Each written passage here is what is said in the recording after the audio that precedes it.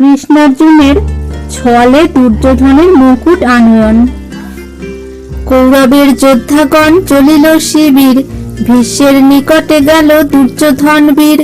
পিতামহ পদে বীর প্রণাম করিয়া, সবিনয়ে কহে রাজা কৃতাঞ্জলি হইয়া। তোমার সমান বীর নাহিক সংসারে, দেবতা দানবগণ সবে তোমা ডরে।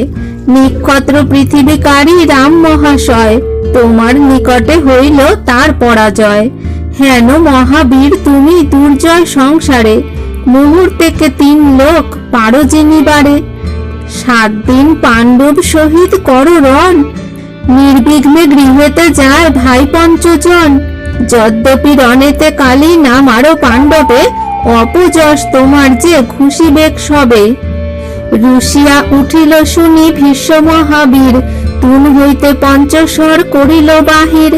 মহাকাল নাম তার জানে সর্বজন, সুরপতি বজ্র সম নহে নিবারণ। বান হস্তে করি কহে জাহ্নবী নন্দন, কোনো চিন্তা নাহি তব শুনো দুর্যোধন। কল্লরণে পাণ্ডবে নাসিব এই স্বরে, দেব দামোদর যদি ছল নাহি করে। কৃষ্ণের কারণ বাঁচে ভাই পঞ্চজন, নহিলে কি শক্তি তার সহে মমরণ। কালী পাণ্ডু পুত্রেরে মারিব এই স্বরে, তবে সে যাইব আমি আপনার ঘরে। দুর্যোধন শুনি মহা আনন্দ হইল, দিব্যরত্ন গৃহ তথা নির্মাইয়া দিল। সেই গৃহে রহিলেন গঙ্গার নন্দন, দুর্যোধন মনে ভাবে জিনিলাম রণ।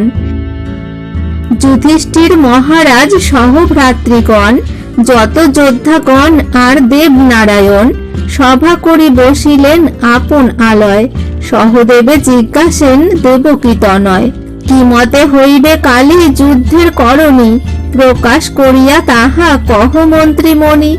সহদেব বলে, শুনো সংসারের সার, সকল জানহ তুমি কি বলিব আর।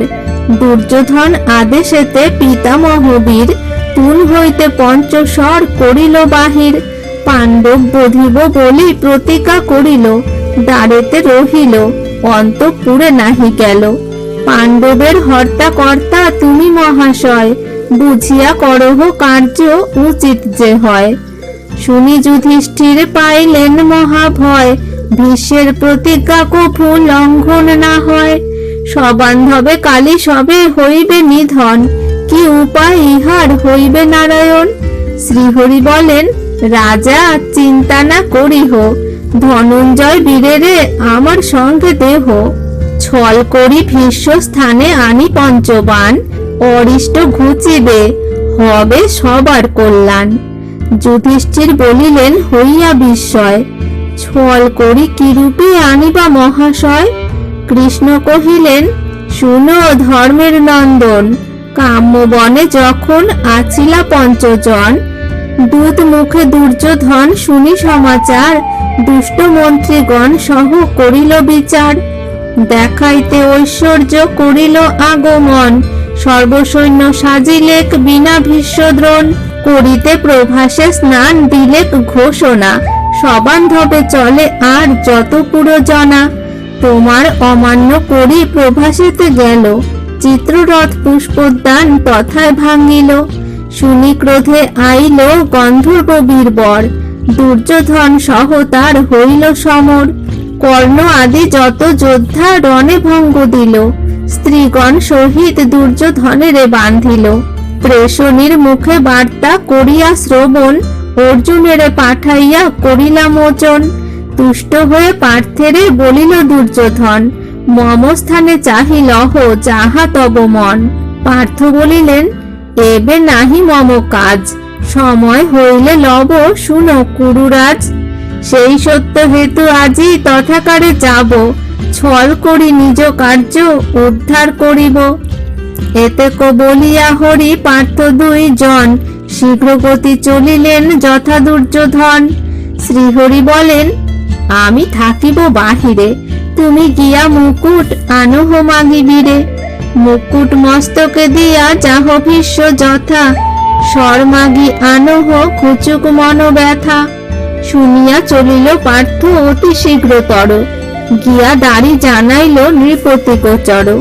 শুনি রাজা দুর্যোধন তরিত ডাকিল, অন্তঃপুরে দিব্যাসনে পার্থে বসাইল।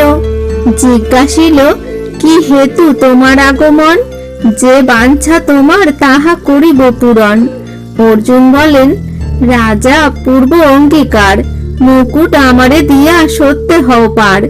শুনি দুর্যোধন নাহি বিলম্ব করিল, মাথার মুকুট আনি ধনঞ্জয়ে দিল। মুকুট পাইয়া বীর হরষিত মন, তথা হইতে চলিলেন ভীষ্মের সদন।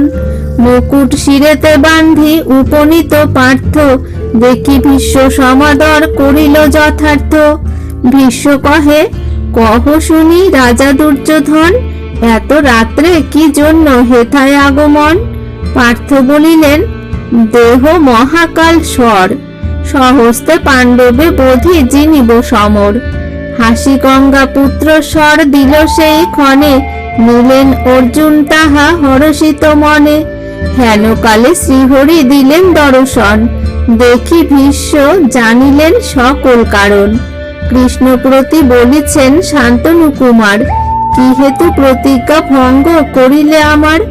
শিব সনকাদি তব না জানে মহিমা, দেবগণ মুনিগণ দিতে নারে সীমা। অখিল ব্রহ্মাণ্ডেশ্বর জগতের পতি, আপনি হইলা তুমি পাণ্ডব সারথি। আমার প্রতিজ্ঞা ভাঙ্গি রাখিলে পাণ্ডবে, তোমার প্রতিজ্ঞা কালি ভাঙ্গিব আহবে।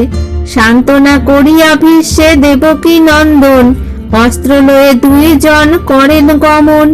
পাণ্ডব গণের তাহে আনন্দ হইল, মৃতদেহে যেন আসি প্রাণ সঞ্চারিল। মহাভারতের কথা অমৃত সমান, কাশীরাম দাস কহে শুনে পুণ্যবান।